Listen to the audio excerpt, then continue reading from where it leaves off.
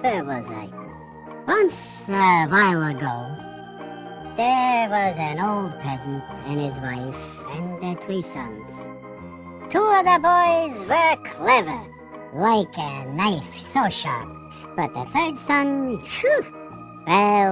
was not. That's being nice. He was a fool. He was like a board without a nail.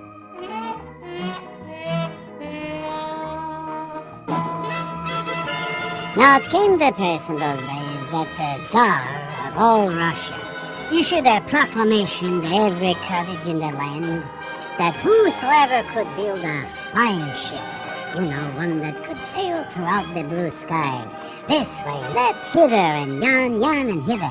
I don't know where hither is, but I hear it's nice. They would win the hand of his lovely daughter, the princess.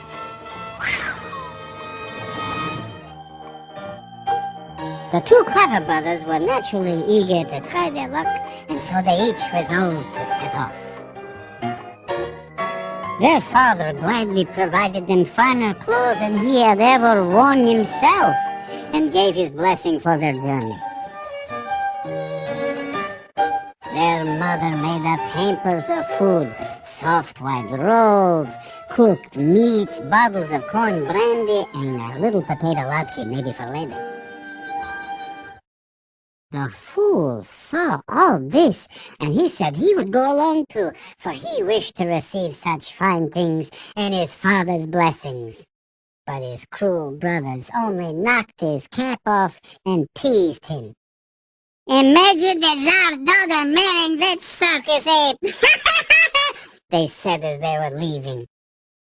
Even after they had walked a good ways down the road, the poor fool could hear them guffawing loudly. Still, for all their cleverness, they were never heard from again.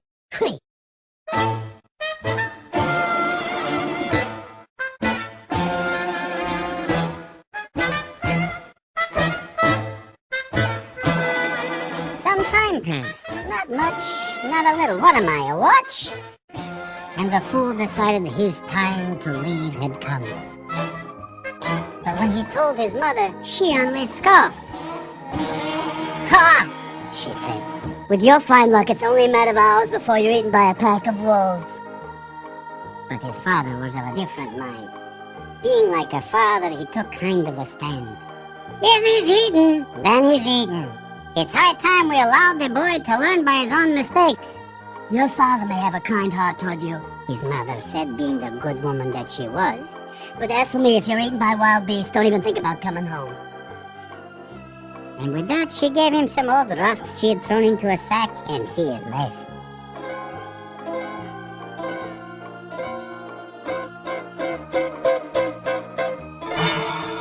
The fool had not gone far into the woods, not that far, but far enough, when he met an ancient wisp of a man leaning on a rude crutch. The man had a wild icicle of a beard and a pair of lively white eyebrows that leapt like snow hairs when he spoke. "Where goest thou, young fellow?" he asked. "The truth be told, I'm going to marry the Tsar's daughter, but first I must build a flying ship." "How do you do that?" the old man asked. But the fool had not thought that far, because he was a fool, and they never think that far. "Well then," said the old man, "let's rest a bit and have a bissel to eat." "I'm ashamed to offer you what I have here," said the fool. "It's good enough for me, but certainly not sort of meal to which one asks guests. Although if you are hungry, I'll be more than happy to share what I have." And so he began to unpack his meager fare. But as he did so, his eyes blossomed wide with surprise. There was wine and corn brandy and soft white rolls and all manner of cooked meats and sausages. I'm drooling thinking, and delicate cheeses, the kind of cheeses that just take you by the nose and lead you around the house. There was even a tin of caviar made from a pair of fish that swam only in champagne. And all the plates were made of the finest silver and engraved with scenes of soldiers in battle, so lifelike that if one looked closely, one could imagine one heard the sound of gunfire. The two of them dined on this great repast until they could eat no more. And before long, the fool fell sound asleep against a large tree. When he awoke, he discovered that he was not leaning against a tree. Oh, no, but against the smooth hull of a great ship. And the old man, the alpaca, phew, he was nowhere to be seen.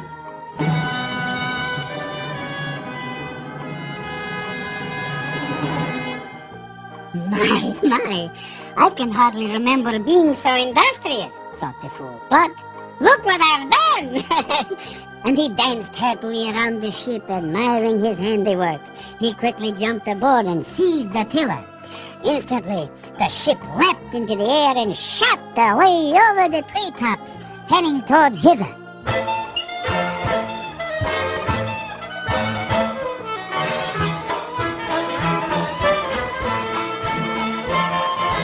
Before long, he spotted a very thin fellow carrying a roasted pig. "Good day to you, Uncle Skinny," said the fool in a way that only fools can say, that makes you laugh and wonder at the same time. "Where are you going?" "Want to buy some dinner." "But there's a banquet under your nose," the fool called out. "Really?" the man said. "Where?" "Oh, why this is just a scrap, hardly a mouthful. I'm on my way to marry the Tsar's daughter. There's sure to be a good deal to eat there. Come aboard, big guy." So the big eater climbed aboard and they sped off. A little bit heavier in the hull, but they got off the ground.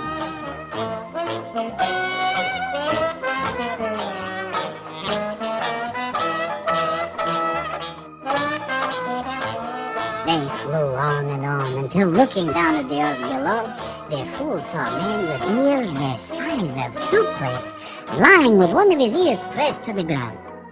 "Good day to you!" the fool shouted to him. "What are you doing down there?" "Oh, not so loud! I am listening to an ant coughing in Ethiopia, and it's quite a terrible cough he has." "Why, you have rather good hearing to hear insects coughing all the way in Ethiopia." "Yes," said the man, "and it would be a real cinch if only his wife weren't such a terrific snorer. What a racket! I wonder if he's not dead with such an infernal hubbub." "Well, come aboard," said the fool. "We're going to the wedding of the Tsar's daughter, and you're sure to get an earful there." And so the men came aboard and they sped off over the hills. His ears were picking up a little wind, so they had to pack them back.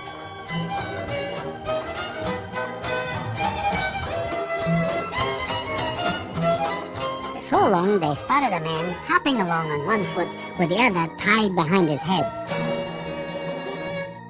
"Ahoy there, Lord Pegleg!" cried the fool. "Why are you hopping along on one foot?" "And what would you have me do on one foot? Pirouette?" the man asked. "Besides, if I were to untie my other foot, I'd move too fast for anyone to see me. Why, I would trip over the equator in one stride." "Whew, that's pretty quick," the fool said. "If you think that's quick," the man replied, "you should have seen me before the old arthritis set in." "Come aboard," said the fool. "We're headed for the wedding of the Tsar's daughter. He's sure to require a speedy messenger." And off they went.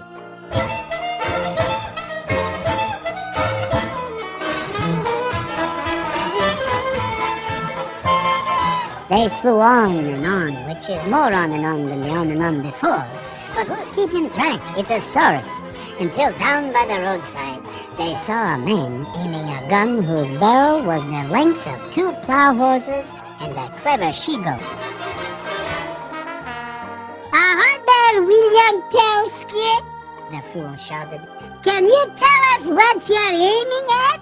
"Well, you see," the man said, rubbing his jaw, "there's an ant in Ethiopia with a terrible cough. I should like to put him out of his misery." But his wife loves flying. That's what keeps him ill, the fool replied. Yes, of course. She's the one I'm aiming for.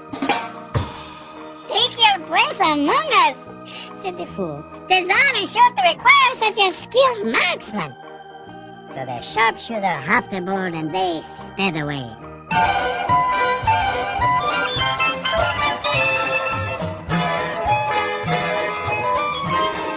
As they were traveling, they saw a shrunken weakling of a man stoop beneath a head of hair so great that he groaned with the effort of carrying it.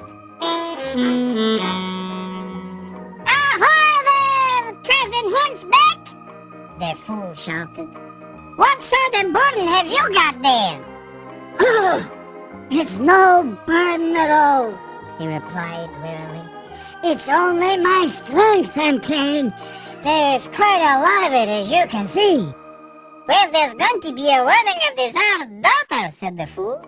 And they're sure to need a strong man there. In any case, they're sure to have a pair of shears for a decent haircut. Climb aboard, Samson! But the weakling couldn't manage it himself. So the fool and the sharpshooter got down and lent him a hand, pulled him up onto the ship, and they sailed across the countryside.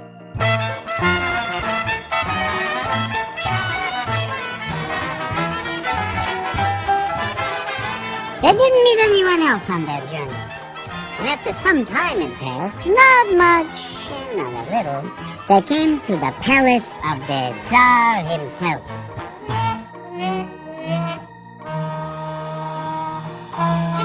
The Tsar was at the moment eating his dinner, which, tightwad that he was, consisted of no more than a tiny bowl of borscht without any sour cream, which is a meal that you shouldn't have goddamn ever. He and his daughter, their princess, looked out the window to see where the noise was coming from, and saw the strange ship descending with its Meshuggah crew, making crude gestures and waving boisterously at them.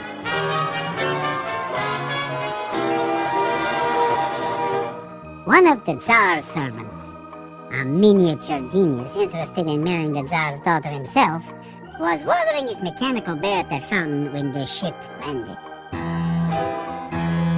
Now the Tsar thought that there was no one in the world worthy of his daughter's hand in marriage, although he secretly hoped that the Prince of the Moon would come in a flying ship. But if no one came after a certain time, well, he promised a small servant his daughter's hand. On seeing the flying ship, the servant immediately perceived that the ship's crew were just a rough group of simple peasants, not the Prince of the Moon, and he quickly went running into the Tsar's dining room, huffing and puffing.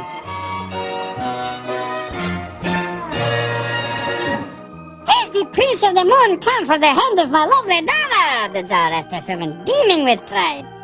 Far from it, your majesty, replied the winded egghead. It's just a loud group of simple moujiks. Moujiks, every one of them. Moujiks! Right! What's a moujik? Peasants, your majesty. Peasants? No! Peasants! Just a group of lowlifes from the countryside. And the leader of this riffraff claims he's fulfilled the requirements of your proclamation with that ship of his, and he's asked for the hand of your daughter, the princess. Uh-oh, said the Tsar, visibly shaken and physically moving too. Could I see that proclamation again? Yes, your majesty, said the smarty prince, immediately producing the parchment. There it is in black and white. Whoops! Well, I suppose we're in a jam, all right. So the servant, the Tsar, and the princess sat for a while in complete silence, considering their dilemma. I have it, your majesty! The servant cried. Perhaps you can set this rogue and his gang 3 impossible tasks, ones they can never fulfill. Now we're getting somewhere, said the Tsar. Like what? You could ask them to eat 1,000 loaves of bread.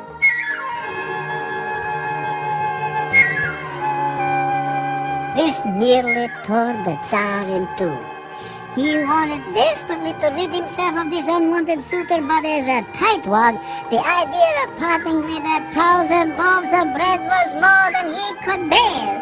But in the end, to get rid of the fool, he agreed. So the servant went to the fool, who was turning somersaults and cracking jokes with his party and standing by the fire doing party tricks that I can't talk about, and brought him into the palace.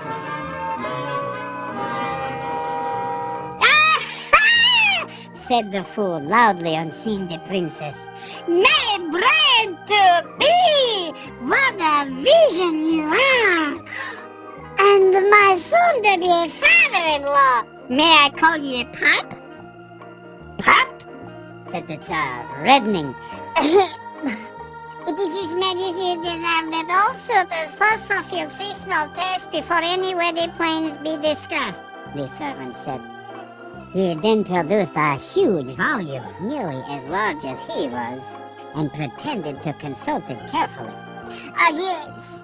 To begin with, you and your hick crew must first eat not less than 1,000 loaves of bread. I'm afraid none of my men is pretty hungry right now, but perhaps I can persuade one of the men to try with me.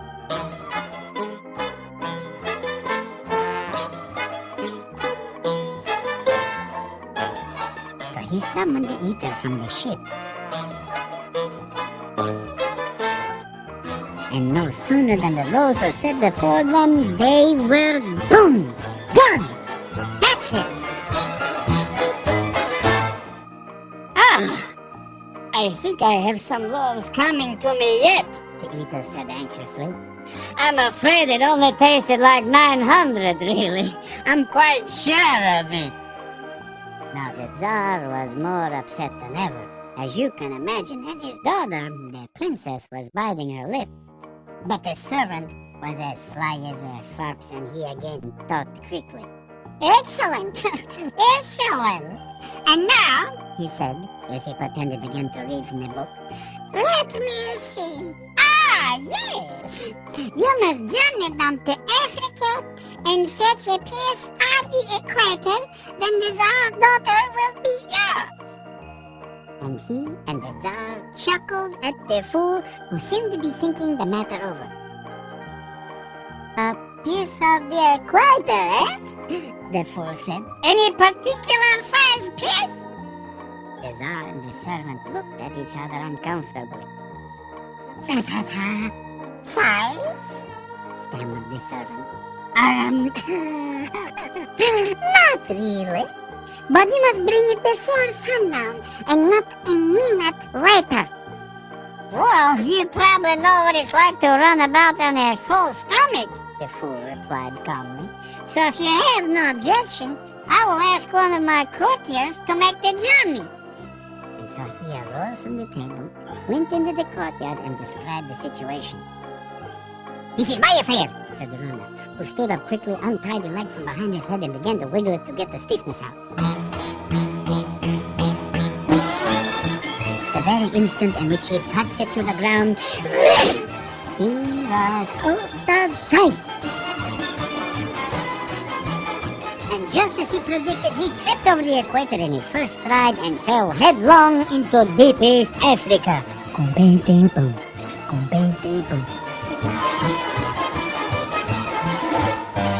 When he got up, he immediately retied his leg and began to hop along the equator's length, for he hoped to scout out a nice, handsome piece.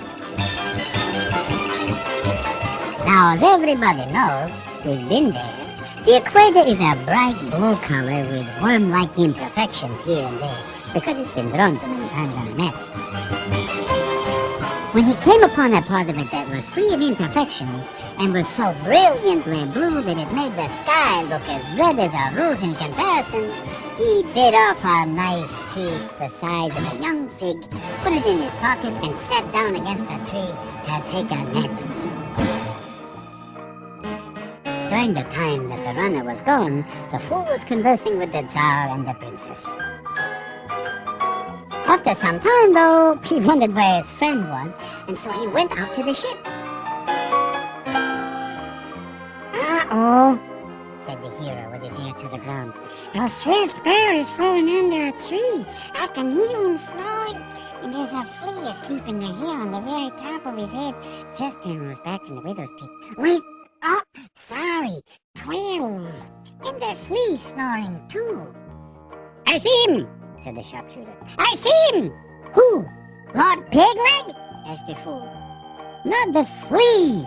I now see Pegleg just below the flea. Leave it to me." The sharpshooter quickly picked up his rifle, aimed carefully, and allowing for wind, curvature, and spin of the earth, continental drift, and the expansion of the universe, and the chance that he might sneeze, squeezed the trigger.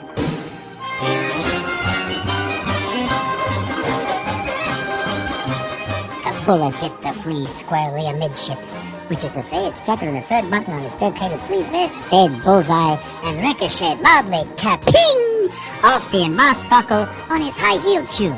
Not a bad shot. The sound was so loud that it immediately woke the runner, who, seeing that the sun was about to set, quickly put both feet on the ground. Faster than 63 speeding bullets, arrived at the Tsar's palace with the equator safely in his pocket. He gave it to the fool, who immediately brought it into the Tsar and his daughter. Now the Tsar began growing quite pale, and his daughter was crossing and uncrossing her eyes unattractively. But again the servant thought quickly. "Well, this is all well and good," he said, winking at the Tsar. "But there is one more task listed which you must fulfill." And again he pretended to read from that large book. "Oh, yes. You must find a bird that cannot fly, yet loves to swim, and has near a single feather on its body, and you must fetch it here by sunup tomorrow. No pressure. Good night." So the fool returned to the ship and related the situation. Now, naturally, the eater was aware of all the birds in the world that could be eaten, and he said that he had heard of such birds as the servant described. But he said that they lived at the very bottom of the world, far beyond the equator, where it was very cold. So the sharpshooter immediately looked in that direction, and with a little squinting said, "Aha! I see some birds who cannot fly and have no feathers, but when they dive into the water, they stay underneath and I cannot see them swimming." So the hero put his ear to the ground and with a little straining said, "I can hear those birds with no feathers who cannot fly, and I hear their wings flapping underwater as they swim." That settled it. Of course, the runner was again eager to make the journey and fetch the bird, and he was already beginning to untie his leg, but the sharpshooter objected strongly. "No, no, no, no, no, no, no, no, no, no!" And he added one more. "No," he said to them. "You see, I have run out of bullets. If the runner should fall asleep again, we'll be quite powerless to rouse him. He simply cannot go." So they sat there silently, thinking. But just 1/10 of a second before they were about to give up, the hairy weakling clambered out of the ship's hold and blinked at the twilight, for he'd been sleeping soundly below deck since her arrival.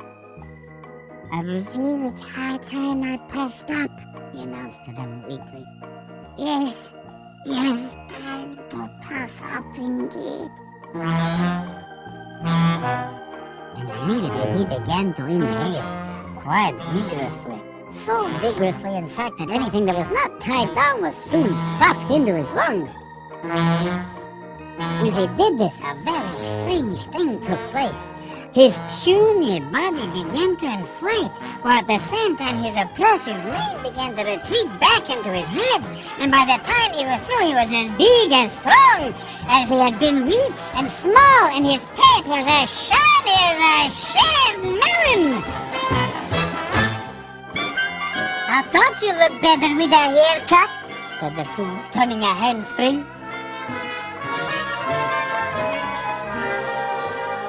The puffer then opined that if they were unprepared to travel to the South Pole, they would have to bring the South Pole to them. And so, grabbing a hold of a piece of turf, he began quickly hauling the countryside toward himself like a sailcloth. The fool and his crew watched in absolute amazement as houses and whole villages appeared on the horizon like ships, came toward them, and then disappeared into the pile behind the puffer.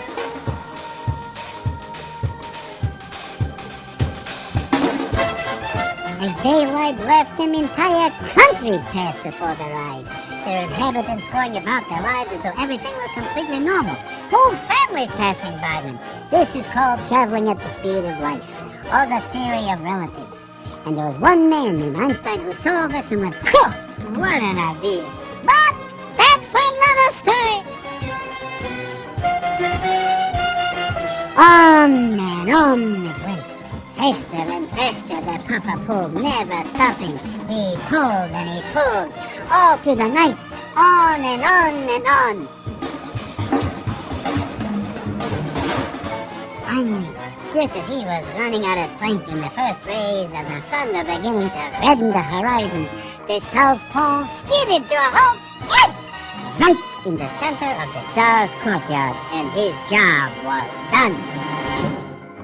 Now, when the Tsar woke up, he immediately looked out his window.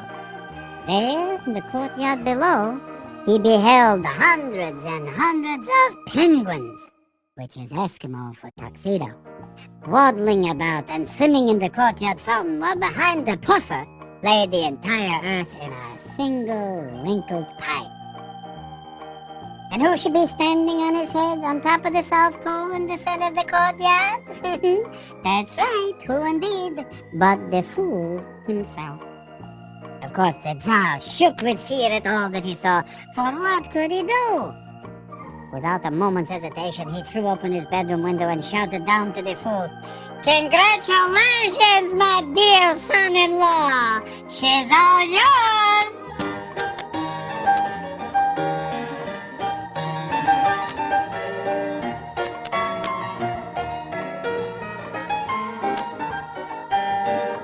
And so the fool and the princess were married that very morning, and the Tsar gave the fool half of his kingdom, which is a nice deal, and fired his pint-sized servant, who ran off to the mountains and opened a hotel, while the companions in the flying ship took up the best quarters in the palace.